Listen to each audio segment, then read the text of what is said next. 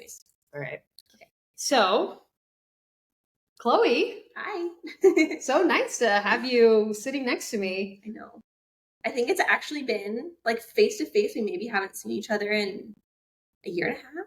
Oh my God. You think it's been that long? Yeah. Wow. Well, we saw each other at the Boom the other day. But other than that. Yeah. Wait, what? So I always like to say, where are we? We are in my house in Nicaragua. And did you surf today? I did. How was it? It was like pretty low tide, lots of current sucking out, and I got a few, but I was like happy to be out there that I woke up with the alarm clock. Like notoriously the person who doesn't wake up to go surfing. So I'm like, I'm out here. Wasn't that good, but fine. Did you surf at the Boom? Yeah. And what time did you get out there? Because the tide was pretty high actually when it was early. What time did the alarm go off? That early. It's like 6:30. Okay. Early for me. By then the tide was going out. Yeah. I had such an existential crisis this morning because my plan was to go and surf with the Amigas at the bay because we have some new instructors and I wanted to surf with Reese, whose car wasn't working. So we arranged I was going to go pick her up, and I was planning to be in Nicaragua for a whole nother week, but I changed my ticket to go see a friend in Florida. Side note. No, but today was going to be my last day surfing, and I wasn't going to surf the Boom because there's like a lot of boys in town. And last night when I checked, it looked really crowded. It was crowded this morning.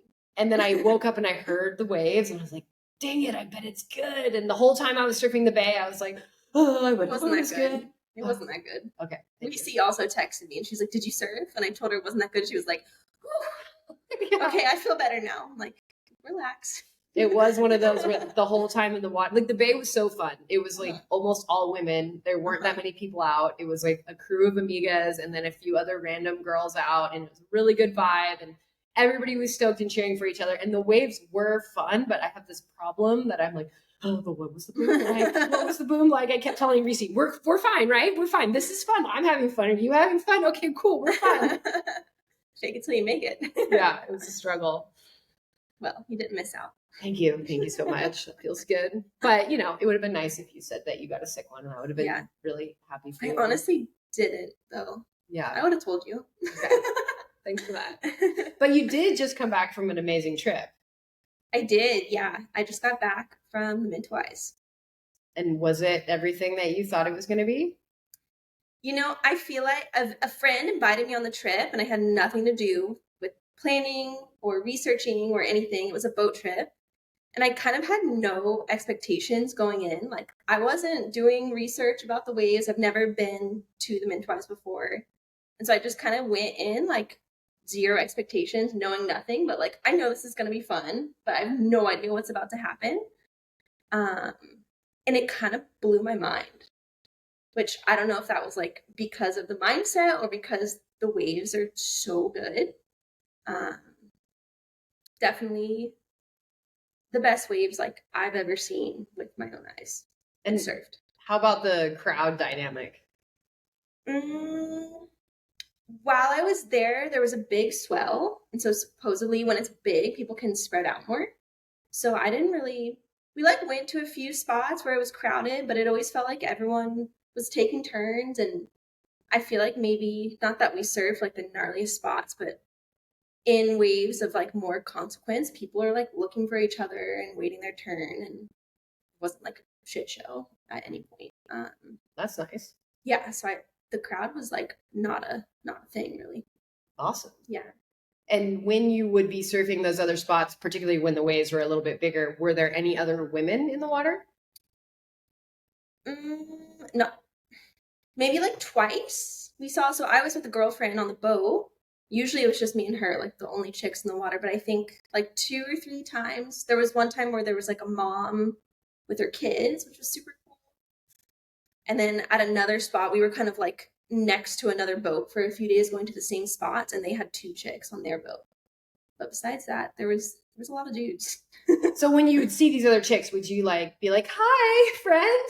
I mean, we chatted. Yeah. They like all had their surf guides, and they were getting like not pushed into waves, but like called in by their crews. Then we would like start calling them in, and then we'd get waves, and they were kind of cheering.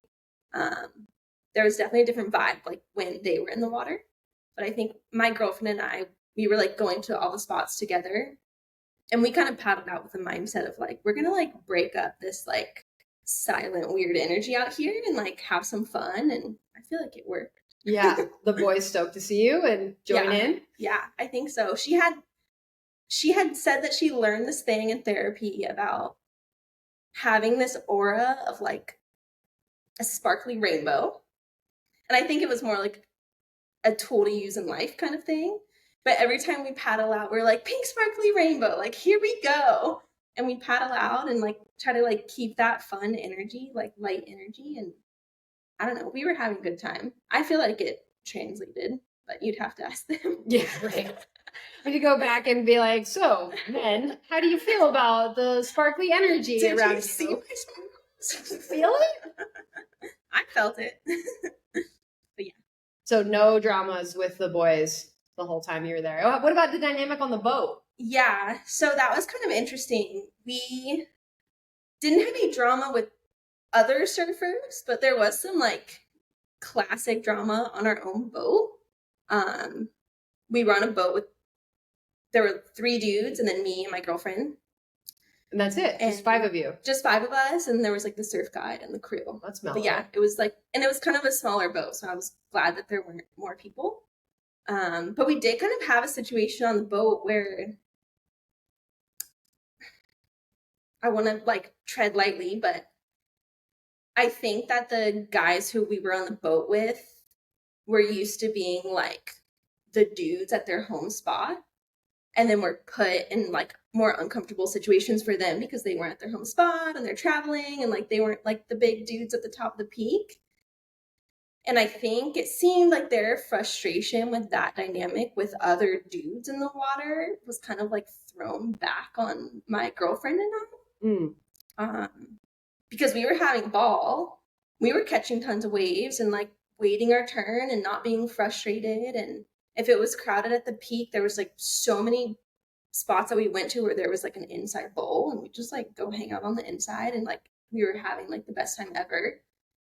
And it kind of, this thing started to build where it was like the more fun that we had and the more waves that we got and the like more positive we were about what we were experiencing, the more kind of like insecure, and like they start kind of nagging us a little bit. You only get waves because you're chicks, or wow, maybe you'll find some dudes to give you waves today.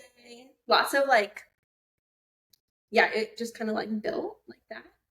Like little side comments that they were nagging us hard.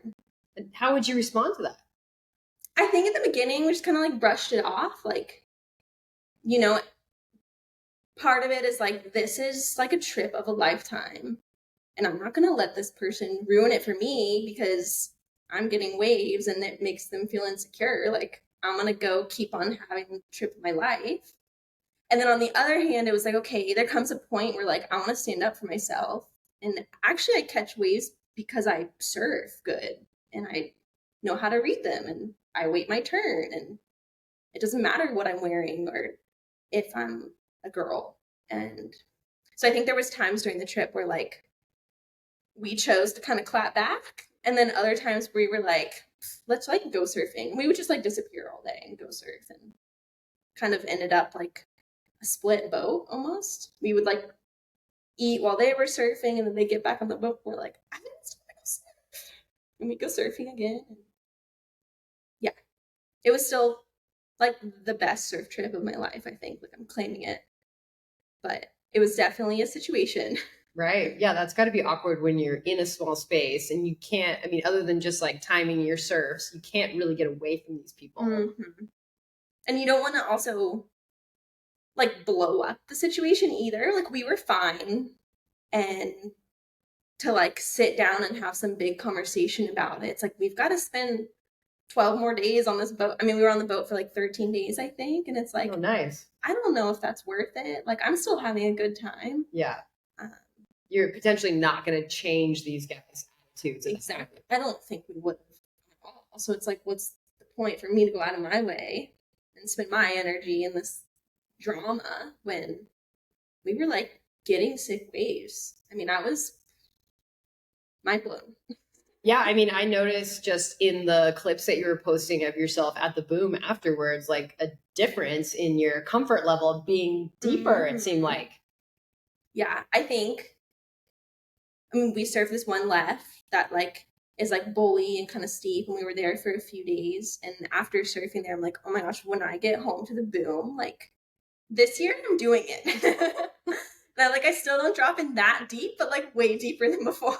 So what's the difference there? Like what was it about having a few days? I mean, you've been surfing the boom for Yeah. years Mm-hmm. and it's over sand and it's like Mm-hmm. close to shore and you have like friendly support in the Like water for technically the most easier. part. Technically it should be easier. So what was it about being in Indonesia over reef that was the thing that changed it for you? That's a good question. Maybe just like knowing, like I know that I could surf here in the backyard whenever I can, and there's not really a pressure of like this might be the last time you get to surf this spot. Um, so kind of that pressure of like, oh my gosh, I'm out here, like I paid all this money, I'm on this trip, like I better just try a little bit. And then I have my girlfriend who like charges, and she's like a swimmer and like so strong and so comfortable in bigger waves. She lives in Hawaii. And I had her next to me the whole time, like no fear at all. And I'm like, well, I guess I gotta hang. Like I don't really have another option. Um, and yeah, little by little got more comfortable. I was the only person on the boat who didn't hit the reef. And I'm definitely like more of a cautious person, like in general. So I was like, that wasn't a shocker because I wasn't like really pushing it. But yeah, I think just like the pressure of going all that way, and the waves were so good, so had to push it a little bit. I wonder too, tell me if this resonates, if one thing about those waves is that you don't necessarily have to take off into the barrel right from the top. I mean, it depends on the wave, but in some cases, it's like you can sort of drop in and then you know that because it's a reef and every wave, when it hits that one section, is going to do that thing, you can sort of set up for it. Yeah, I mean that was definitely this one left that I'm talking about. It's like that inside bowl that I was surfing with my friend. Every single wave was exactly the same, and you could see when the barrel was coming. In all honesty, like didn't really get any good barrels while I was there, but the setup, it helped with the setup. So what stopped you from getting the good barrels while you were I don't there? know. Maybe I wasn't deep enough. Dang it. Didn't go on the big ones. But I still had a good time, so it's fine. Well, yeah, and it improved your surfing, Yeah. clearly. Yeah, I think so. Then you come back to the sandbar and it's like, And I'm like, oh, if I fall, it's fine. And I like, yeah, I kind of right now I'm at a point where I don't actually know where it came from, but I want it a little bit more. I think before maybe I was like having fun and like trying a little bit, but I like really want to get a good one. I'm not there yet, but I want it. but so at what point did that, if you're not sure what shifted it, like, can you point to like at what point it shifted? Was it because of this trip? Was it before this trip? Well, I just moved back to Nicaragua in January. And I think maybe when I got back here, I hadn't really surfed like these beach breaks in like a year. And I got back and kind of like re fell in love with it. And then I knew I had that boat trip coming up. So I was like, oh, I better like, surf a lot and get comfy, which I'm always surfing. But, and then yeah, with the trip, I was like, I think I had this moment of realizing like there's so many good waves out there, and there's so many places that before maybe I thought that I couldn't go to, like, oh, I'm not good enough to like go surfing in this crazy spot. And then I got there and I was like, oh, maybe actually there's like so many more spots that I want to go to, and like actually I can. And that kind of, I don't know, maybe is part of it. So having this big trip that you were investing in going to, made you feel motivated to surf more. And then by surfing more, you built up your confidence. And then finally going on that trip, you realize like, wait a minute, like I'm actually capable of this. Like this isn't beyond me. Yeah. I think that scenario has happened like a few times in my life too. Like I've surfed since I was like a baby girl, And it's always just kind of like been there. I'm not a really competitive person, or I've never been like, I'm going to be the best. But I think now that I think about it, like a few different times, that sort of scenario has like brought me back. And I've been in a place where like, oh, I want this. I'm going to try to like be better at this. But there's always like those ups and downs. So let's talk about your story then. So where did you grow up, and talk about learning to surf as a little grom? I grew up in St. Augustine, Florida, which is like the Northeast, and learned to surf. Like, I don't remember my first waves, but it was like a family thing. So I was always with my brother and sister, and we learned on our boogie boards. I like my very first like surf photo that's like printed. Uh-huh. Printed. Yeah. What's it called when you hold the photo? Showing my age here. Is like on a boogie board. And it's like me and my sister on our little boogie board. So cute. But I got standing on a wave. Standing, yeah. Sick. Which is like how most like little ones start. That's so cute though. And then yeah, like as in middle school and through high school, I mostly just surfed with my brother. My friends didn't surf, like at school. The same girl that I went on the Mentwise trip with, her and her sister were like the only two girls who surfed at my school. And we lived in the same neighborhood, so I had like those girls to go with. But aside from that, I was like with the boys. And I had this huge crew of like guys who were in the neighborhood, and we lived close to the beach, so we always surfed with them or with my brother. We like dabbled in surf contests just as more of like a community thing, less of like, I'm gonna be good and win. And yeah, it's always just been a part of my life. I can't really picture where I would be or what the heck I would be doing if I wasn't like near the ocean. But yeah, that's how it started. And then eventually you relocated to the West Coast. Mm-hmm. Yeah, so I was born out there. My parents met there. And after I graduated high school, me and my mom and my sister moved back out there, and I went to college there, which was so cool. There being California. California, San Diego. I'm like from a small town in the South, and going there was like, again, another thing that was like really eye-opening. I'm like, whoa, the world is a lot bigger than I thought it was. And that's interesting that when you graduated high school, like it wasn't just you that moved across the country, but like you brought mom and sis along. Like, was that so you could go to college, or what made it so that everybody decided to go at once? Yeah, I think she was like looking for a shift as well.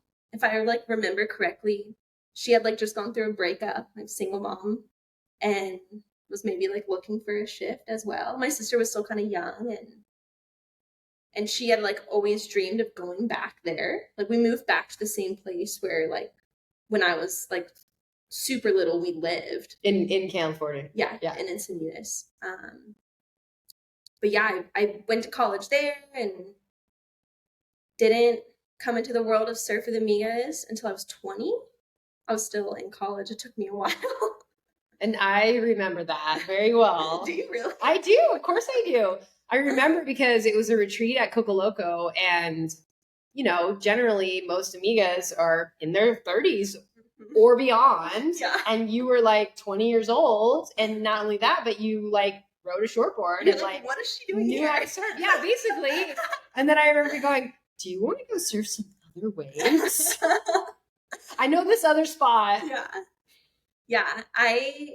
So I had a boyfriend at the time who couldn't afford a surf trip, and I was on my spring break. I was going to be on spring break in college. We had done a bunch of trips together before, but I was like, I think like try to go by myself. And I had been to Central America a few times, but I wasn't like going to show up here alone as a 20-year-old, like to go surfing. It's actually really hard to do, like show up somewhere by yourself and get good waves. I was like, I need the surf guide or the person. And I came to Nicaragua maybe in 2013 with another surf camp that like we're friends with now. And they had mentioned like Holly Beck has a surf camp. And when I was at Grom, you were like in the magazines, on the posters. Like, I knew who you were. And I'm like, oh, if I ever come to Nicaragua, like I know what to Google. And so in that time when I was trying to find a trip, I'm like, okay, well, maybe I'll go to Costa Rica or maybe I'll go back to Nicaragua. Oh yeah, I remember now. Like Holly Beck has a camp there. Maybe I'll like Google that. And then it just happened that the retreat fell in the same week as my spring break. And I was like, I think this is it. Yes. Thank God. Yeah. Thank God I went on that trip. Right? We would not be sitting here. Maybe we would. I don't know. You never know. Classic. Yeah. And yeah, so then we saw that you totally knew how to surf and went over to the boom, which was super fun for me, obviously, and it seems like you also enjoyed it. And then it's a little foggy, but I feel like I was like, wait, why are you a guest on this retreat? Because you're actually good enough to be an instructor. Do you want to come work for us? Yeah, I think I remember having, when I showed up, like I knew that I was going to be the youngest person on the trip. But when I showed up, the coaches that week were like in their, I don't know, like early 20s. And I immediately was like, I want to be friends with these girls. Like day one, I was like, how did you guys get this job? Like, how is this your life? And who was it? Do you remember? Was it Nadia? It was Hannah and Annie. Hannah and Annie. Yes, right. Shout out to Hannah and Annie. Yeah. And a few days into the retreat, we were in the back of the People Mover, which is this big truck that Surf the Amigas used to use. It's like I don't know, they usually use it to like move cattle. Right. The big open, like massive truck with like bench seats that go along the sides. So we were like bopping down the road, maybe going to play kickball or something. And they're like, I don't remember if it was Hannah or Annie, but they were like, Holly asked us if we think you'd be a good surf instructor. And I was like, no, really? Like, that's my dream. And they were like, you should like have a conversation with her. And I like remember that moment. I remember bits and pieces, but like we were bopping down the road. And then I remember on the last night of dinner, I was like kind of shy, super young. Like, oh my God, am I really going to go like sell myself and say like, I'm going to be a surf instructor for Surf with Amigas? And yeah, on the last night, I was like, I better just have this conversation because it's now or never. And we like chit chatted for like 60 seconds. And then I got an email. He emailed me. Email queen. Yeah. And I was like, just losing it. I'm going to go back. And yeah. Right. And you were still in college. So at first you just came down for like summers and winter break and was like, when are you going to graduate, Chloe? When are you going to graduate? Yeah, it was definitely super sporadic, but it got me through college. Like I would be during the semester, like counting down the days, like the day after my last final, I'd like time up the flight. So the next day I'd be on a plane. And then I would come back like the weekend before the semester started. Like, I'm out of here. And what were some of the things like? Tell some stories about like those early days, because obviously Surf with Amigas has changed since then. Like things are different in like good ways, but also like some of those early experiences, I don't know, they were just like special. So can you share some of like awesome memories from those early days? Oh man, or like crazy things? Well, first off, we all lived in this big house. I mean, it wasn't that big, but we all lived in this house together, like 4 or 5 instructors at a time. And when I was in college, I didn't like live in the dorms or anything. So I was like, oh my gosh, like surf sorority. I finally found my people. I didn't like have a big crew of girls to hang out with who were like kind of feral like that and just wanted to surf and hang out. And so that in and of itself was like so life-changing for me. Like, okay, now I'm here, and like I didn't really know that like other people like that were out there. Like, where were they? I don't know. They were here, I guess. But we all lived in this house together. And I remember this was like maybe my first week off of work ever that I had like the 6 days in between retreats. Me and Reese and the other instructors that were in this house wanted to rent a car. At that point, none of us had like transportation or houses or anything. And some local, maybe you'll remember, I don't know who it was, some local rented us this car. It was like a town car. That little white, it was a little white thing? I don't remember the color. But I swear, like it didn't have on one side, like the floorboards. It was like open, like you could see the ground. And we're like, I don't know, now, looking back, I'm like, why did we have that? It was probably very affordable. We would like shove all our boards in the back, like I think, through the back seat and squish in there. There was like obviously no AC, no 4-wheel drive. We were like chugging down the road. And it was during Christmas, which is like one of the most busy weeks by the coast here in Nicaragua. And we were all going to the boom, like in our little car. And it broke down like about halfway there. We're on the side of the road, like, okay, what are we gonna do? And I didn't know anyone here. I was like fresh. Reese was like the mama bear dealing with all the shit. And she called someone, maybe it was Marvin, our videographer, who showed up on their motorcycle. And instead of like dealing with the car, I have no idea what happened to the car. He like one by one took us to the boom on the motorcycle and dropped us off like in the sand. Like, okay, have fun. And then we surfed, and on the way home, of course, we didn't have a ride. We walked to your house. Do you remember this? Vaguely. We like showed up at your house. The grounds with no ride. And then like maybe you took us to the entrance of Santa Maria in the back of your truck or something. And it was it was Christmas. So during Christmas, there's these like huge busloads of people that come in from the city to like have their beach day. And we're like in our bikinis with our surfboards, like dehydrated, wobbling down the road. And one of the trucks passed by, and we just like jumped in. I don't know. Like now I would never freaking do that. Like they're on their family vacation. So we're again in like a people mover, a huge open back truck in our bikinis with like these nice Nicaraguan families, like bobbling down the road. We get to the estuary and we cross the estuary and go on our way. But it was like so classic. Yeah. And like things that I don't know if I would like find myself in that situation anymore. But back in those days, it was like, you do what you gotta do. Right. Yeah, those like adventures of like, now you're bougie with like a nice car. So there's a floorboard and everything. AC Right. even. Even AC. Fancy. But yeah, that was fun.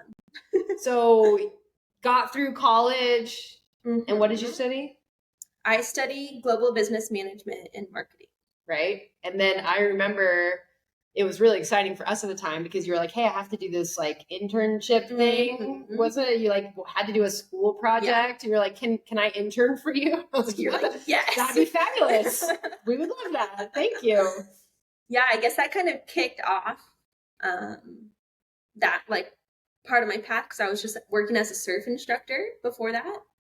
And I did a little project about like social media strategy and then started working more or less like as an intern on the Instagram account. And then as Surf with Amigas has grown, I feel like you guys have like carved this little path for me to stay a part of everything, and super grateful for that, and had like so much experience kind of from the ground up because no one was really like on social media that much for Surf with Amigas up until that point. No, it was terrible. It was like Jackie and I, it was like Jackie and I like randomly posting something here and there. And then you came in with like a full like social media marketing plan and like fresh out of college and like younger generation that's more digitally savvy.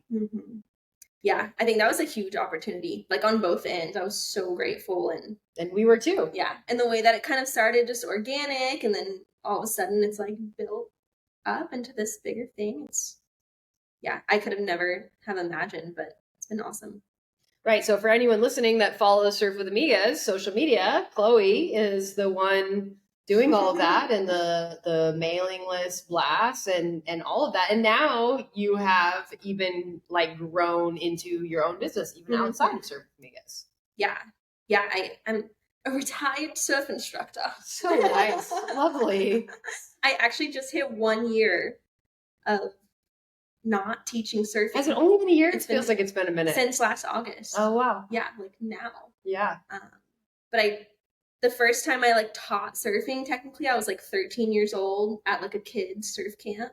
So it's been a long time. And I haven't given a lesson in a long time. Sometimes I miss it. Yeah, what part do you miss?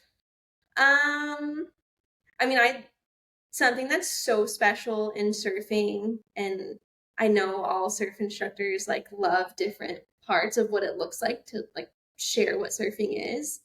I love working with like a fresh beginner who has never touched a surfboard before.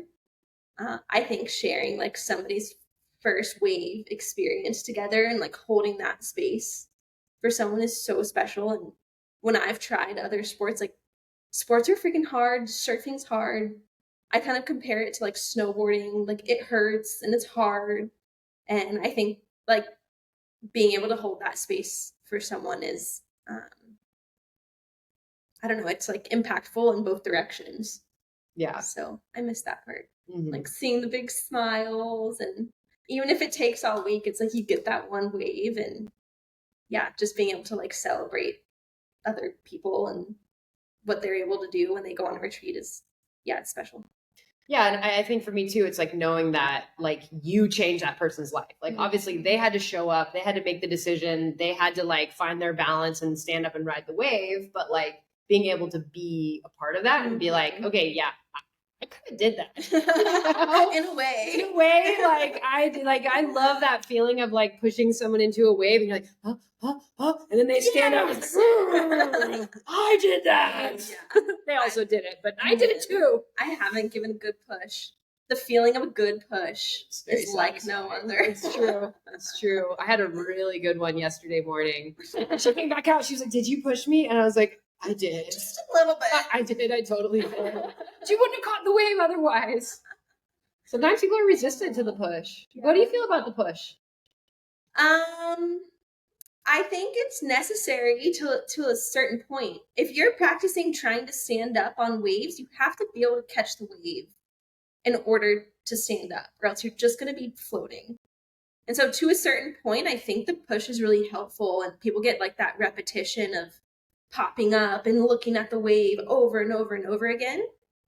But I also think, I've seen women like my age who are on shortboards, who can duck dive, who are out there like in really good surf, getting pushed by their partner or whoever the person is. And I'm like, to a point, like, is that fair?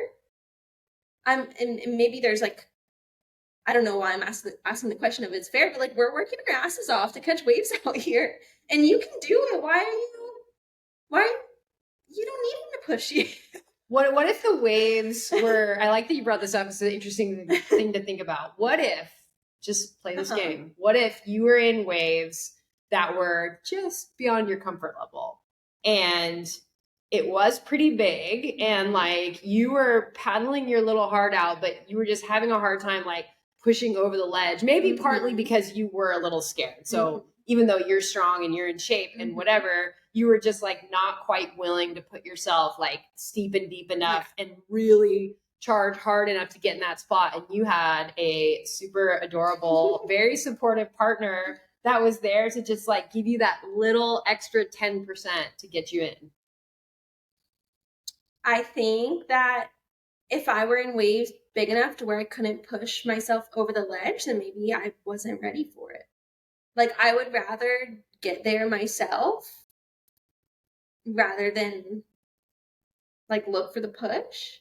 And if I wasn't willing to sit steep and deep, maybe I shouldn't be out there. Like there's another place where I could be having more fun and catching more waves. And I have been in surf where I'm super uncomfortable, and maybe I only get one wave the entire 2 hours that I'm out there.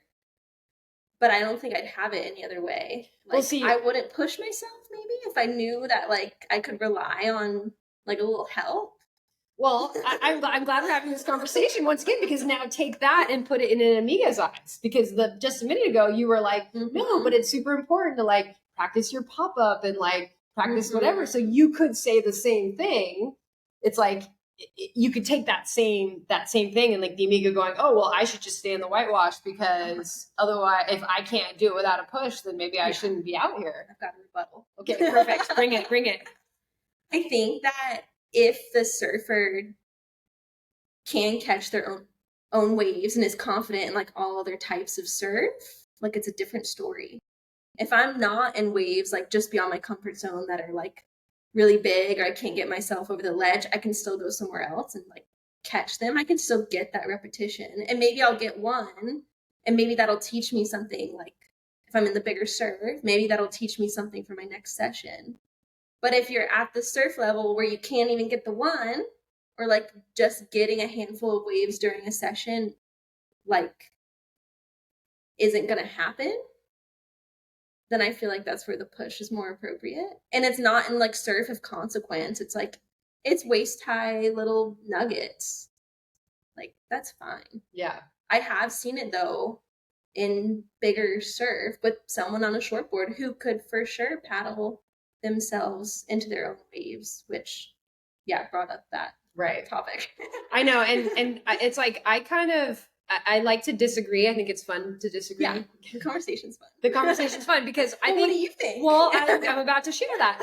I think what you're thinking of, where you're like, that's not cool, is like I've seen it like in Costa Rica at one of those spots that we like to surf. I could have paddled my butt off for that way. Right. And now you took it because you got to push. There's like, some girlfriend that is just basically being lazy and like has the like dominant local boyfriend or whatever that's just pushing her in over and over and over again. And that's lame. Yeah. Because picturing. There's no excuse for that. But then I think about, and I told the story yesterday to the woman that wasn't sure that she wanted my push until I told her the story. And then I feel like her perspective changed, like it does almost every time I tell the story. That one time I was in Tahiti and we were filming a movie and we were at Chopo, like the location of the Olympics. And I was fucking scared. I was scared. We had surfed it smaller and I was fine. And like, I could do it and whatever. But like, then the swell had come up and, you know, I was legit. I was scared and that wave is gnarly. It's hard to push over the ledge. And like, I think it was a combination. It was like the scenario that I set up for you. It was like a combination of like, I'm having a hard time sitting in the spot where I want to sit because there's all these boys. And then when the cute one comes, I'm a little bit too nervous to like kick and scratch as hard as I actually need to like push myself over the edge. And this guy, Raymana, who's like this legendary Tahitian guy, was like our guide.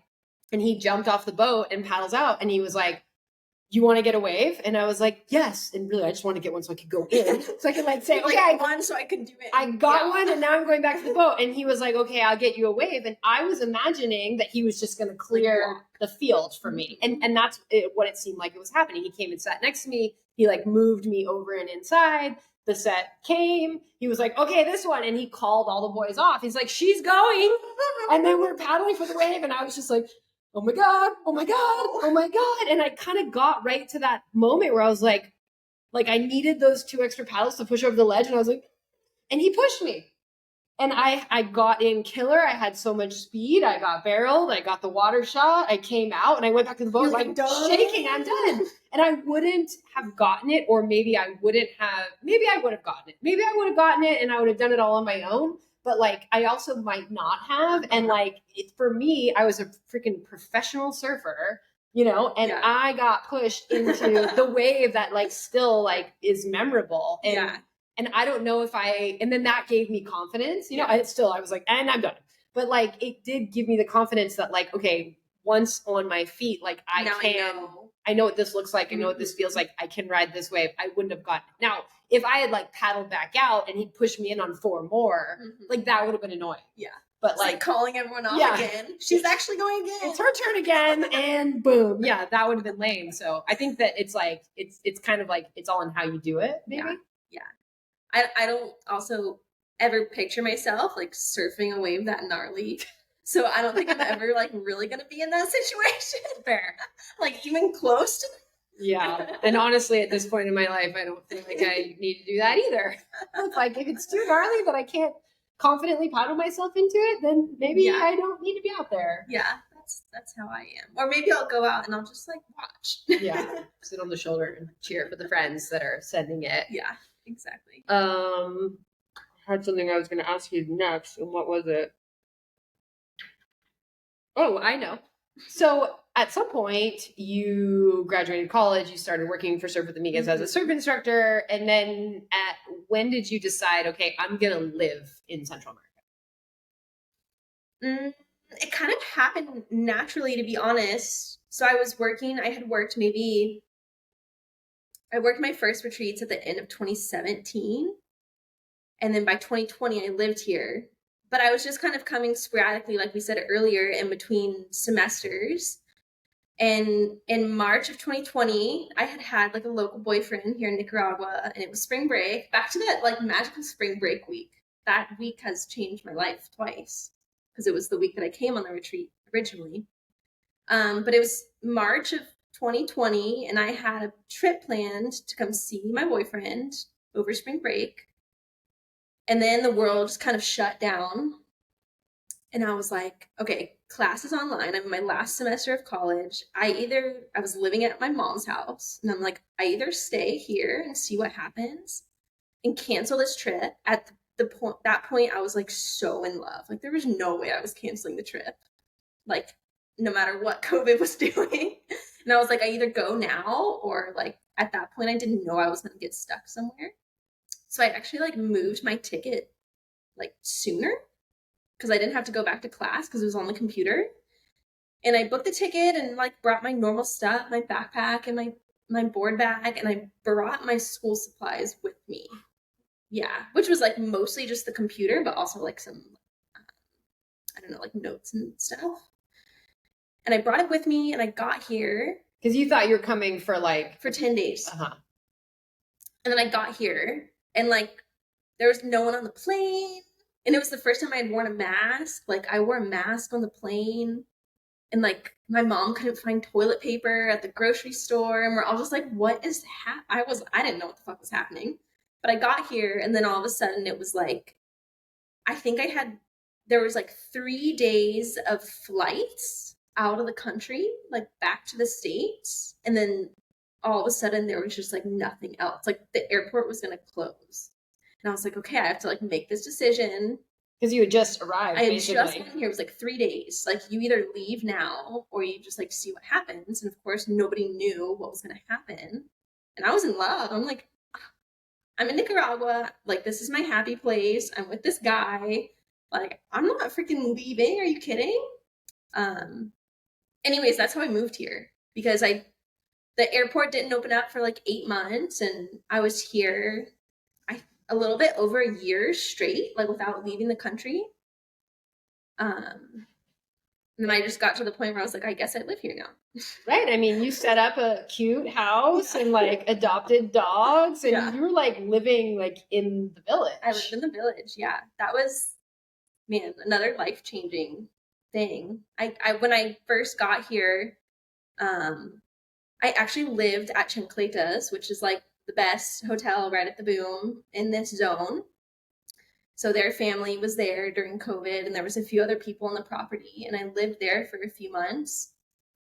And then me and the guy that I was dating moved over to his house, which was in the village. That was like a half-built, just like little brick house. And man, I just had the time of my life. It was like the first time since I'm 5 years old that I don't have to go to school. Like, oh my gosh, I'm free.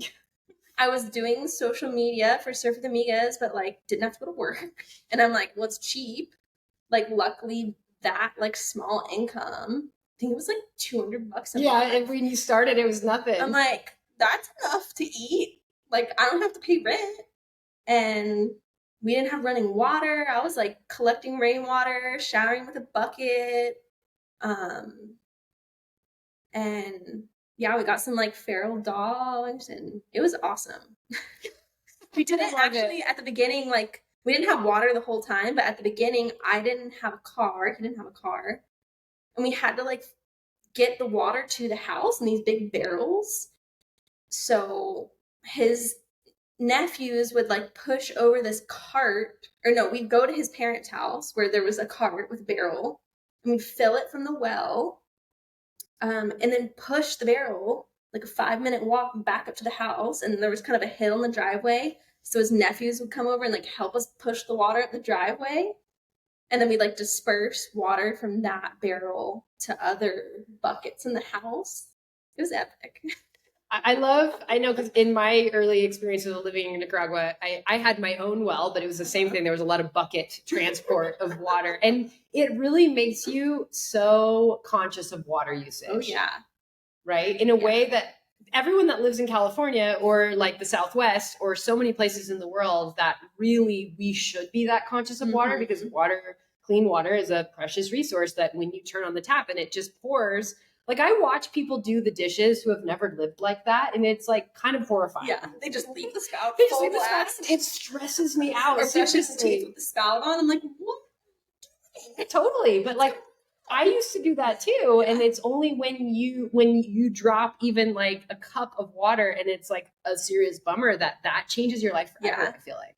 Yeah, for sure. I think there are many things that I learned when I was living like that that made me so much more aware of like my privilege and what I had always kind of taken for granted because I live in the States and I lived a good life and I had my family and there was always hot water and air conditioning and I had my school clothes and my school books and freedom to do whatever the heck I wanted. My mom bought me surfboards. Like I think like breaking those things back and like I feel like I like took off all the layers of like what life is like in the States and like was I didn't have nothing, but we kind of lived like super simple and still so happy and like healthy, you know. There was water to drink and food to eat and got to surf all the time and spend time with at that point I was like spending a lot of time with his family. Like I didn't see my family for a year, which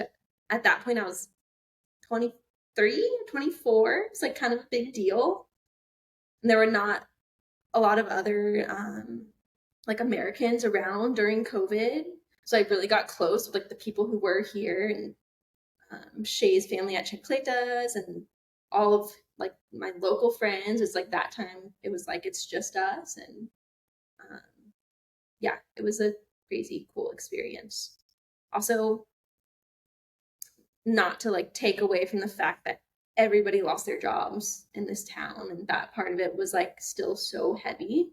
um I feel like tourism here is like a big part, like surf tourism and the restaurants, and it seems like a small place where not much is going on, but if you strip all of that away, it's like there's like agriculture, fishing, not really any other jobs happening. So I think I saw a lot of families like go back to what it seemed like their roots were, which was like planting and feeding themselves. And I feel like Nicaraguan people are so resilient and such hard workers and just kind of have this mindset of like, if there's food on the table, then we're fine and we're together. Like what else are we gonna ask for? And like we can't plan to know what the heck is going to happen. This virus just shut down the whole world. But like my family's here and my food is here and we're together. And I don't know, that was something like looking from the outside in. I was like, I think there's something for me to like take in from experiencing that Yeah. part of what happened here during COVID. That's awesome. Yeah. But eventually you stopped living that life. Yeah. Well, I mean, when the world opened back up, Surf of the Amigos was on. That's like, true. Chloe, Time to go to Costa Rica. And do you want to go to Indo? Yeah. And how about Morocco? Yeah, then I spent the next 2 years, like 2021, 2022, and honestly 2023, kind of going everywhere with the Amigas. I was here and in Costa Rica, Morocco, Indonesia. My whole schedule was like, where am I going next with Did the you go to Amigas Peru? World Tour? I didn't. That was the one place.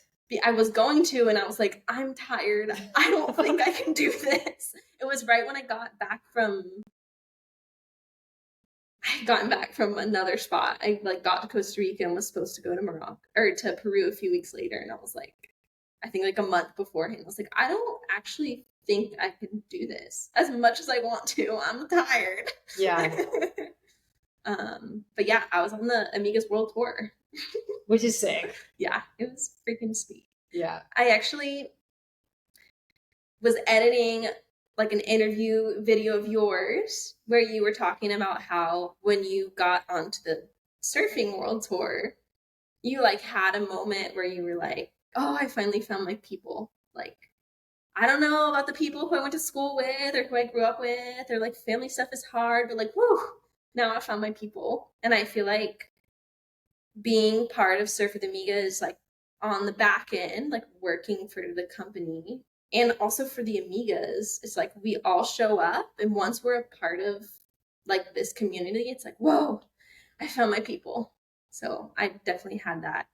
I had that from the beginning. And then like doing the world tour, it was like I was with Reese and Shelly and Beanie and all these girls that like we like live together and travel together. And Yeah, you and Reese put in some we put time. in time, man. We live together in so many different countries, traveled together. We have like crazy different traveling styles. But whenever I was with like the crew of girls, I'm like picturing in Morocco, Uh-huh. they were like, Chloe, when's the taxi gonna be here?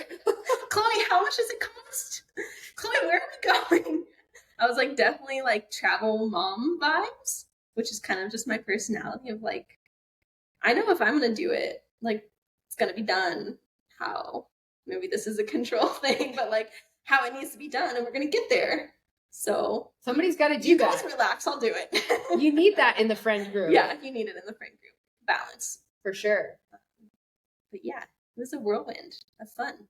So we're almost to the present day, because then you got tired of traveling and you spent some time in Costa Rica. And then what is it about Nicaragua that like called you back? Because would you say that you identify as someone who lives in Nicaragua these days? I think so. Yeah, at this point. I don't know. I mean, I have like spent a lot of time in Costa Rica with the amigas and also here with the amigas, but I kind of always felt like when I was in Costa Rica, I was like working and like part of like that world of like the clients coming in and surfing with them all the time, and I wasn't really like putting in any effort. Maybe this is on my part of like really getting myself involved in like what was actually happening. So it would be my week off and I'd be like, I'm gonna go surf and I'm gonna take naps and like that's about it.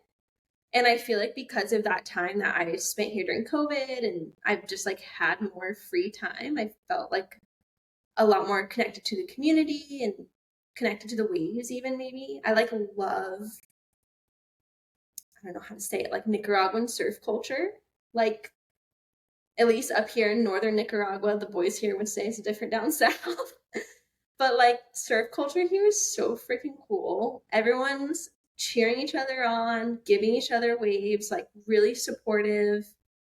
Like something I've heard the local guys here say so many times. It's like I've caught a million waves like that. Like if a surfer comes into town like a tourist and like they're about to get the best wave of their life, like often you'll see the local guy like let them go. Which local boys are we talking about? Because which one?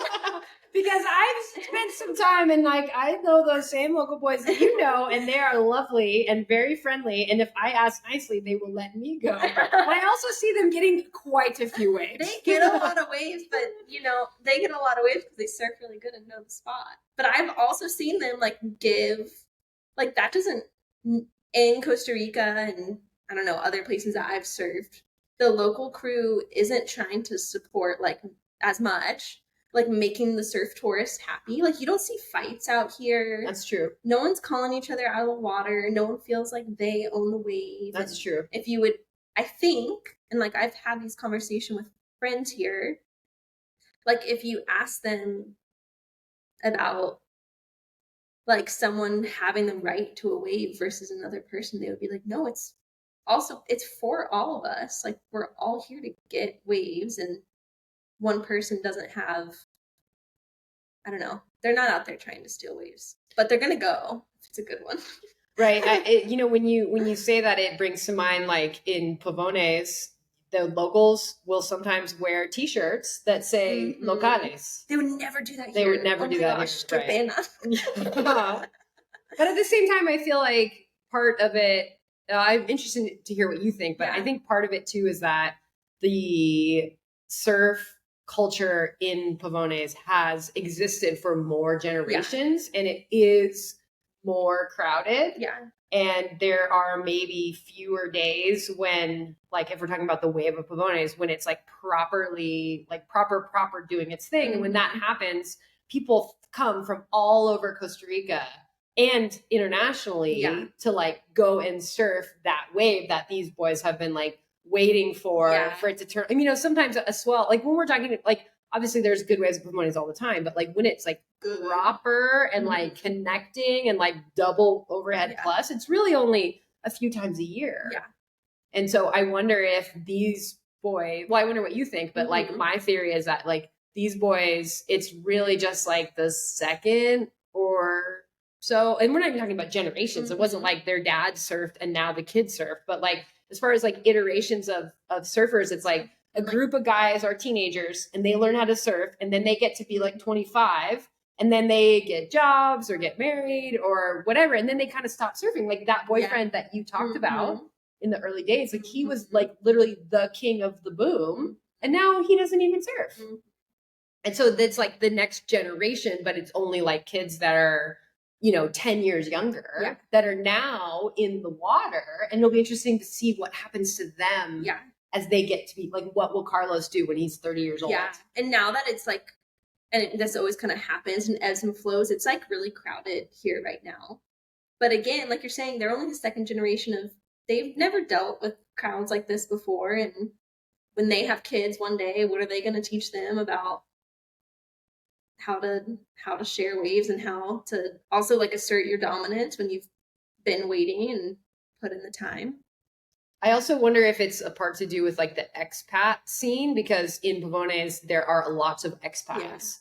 And like here in northern Nicaragua, because Nicaragua has been through so many ups and downs with like, I mean, COVID affected everywhere, but there's like been some political things. Zika was a big thing that affected this area, I feel like, and just like, there is a perception in the wider world that Nicaragua is dangerous in a way that Costa Rica doesn't have. So while there are plenty of people like us who spend, who've been here for years and have homes here and like spend time here, there's not that many of us. It's like people kind of come and go in cycles. Right. And less of a need for the locals to feel like they've got to protect their spot. I feel like there's not really much of that feeling here, maybe yet. Like, who knows what will happen compared to spots in Costa Rica where it's like, we've got to protect this spot because this is our wave, and if we don't regulate it, then shit will hit the fan. Right. Yeah, it's an interesting topic of conversation. But also it's like there's kind of always waves here. Yeah. Also, like if we're comparing it to Pavones, where it's only a couple times a year when it's like really, really sick, I feel like it's kind of sick a lot. But thankfully not today. Not today. Not today. Today it wasn't that sick. Maybe tomorrow. So what do you see your future? Like how far out are you thinking as far as what comes next for you?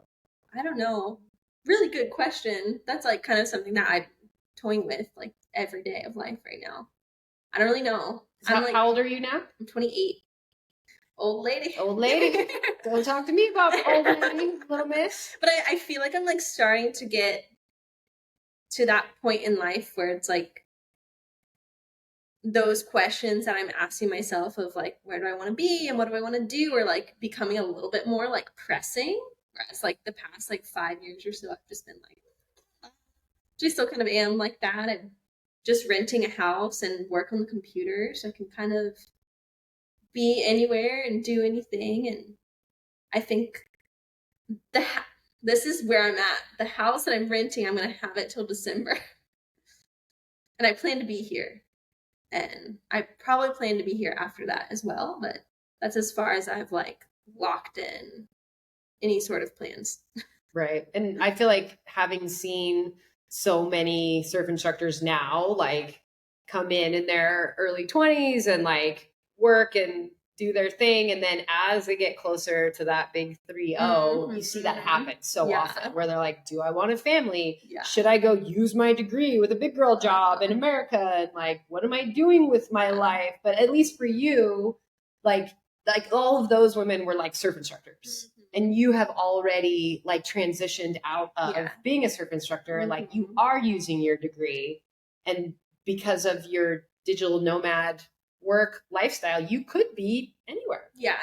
I also am not interested at all in like being part of the hustle that I grew up thinking like was the only way to make it. Like it feels really good not to put that pressure on myself too. I want to make money and like be able to cover my needs and have fun, but aside from that, I'm happy here.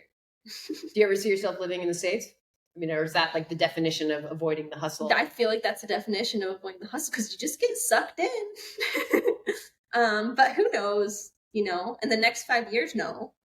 But I feel like I just am at a point where I don't really know what's going to happen. And I know that life is going to take its twists and turns wherever it's going to take me. And for now, I don't want to be there. So I know, like, for now, no. But we'll see. I really don't think so, but. But you never know where Yeah, life I takes didn't you. know that I was going to live in Central America before I did. So thank God I went on that surf retreat. So other than go on a surf retreat, because you never know how it's you going to never change your know. life, what other advice, let's say there's some whatever we're on now, Gen Z or someone listening to this that aspires to be the world traveling digital nomad like yourself, do you have any like words of wisdom? Oh man. I mean, I think at the backbone of like everything that has happened to me in the past few years, like surfing has always been there, like the passion part of it, and then the work all came around it. So I feel like if you can find a way to build your life around whatever that passion is, like the opportunities are going to come, but like keep that kind of as the focus. um I don't know, I was always a surf instructor, but I never thought it would like bring all these other things into life, and it did. So, and what else, if you have the chance to say yes, if you have the opportunity to travel and the means to do it, and something comes up, like just say yes and go try it, because you never know what the heck could happen. And if you don't say yes, then you really won't know. Awesome. Yeah. Right. Is that everything? I think so. Covered all. I think we crushed it. We dialed it right to an hour or two. That was good. You were great at this. Yeah. That was fun. Sick. Well, we haven't also like yeah, caught up. I'm like genuinely interested in the answers of some of this. We were like hyping each other up.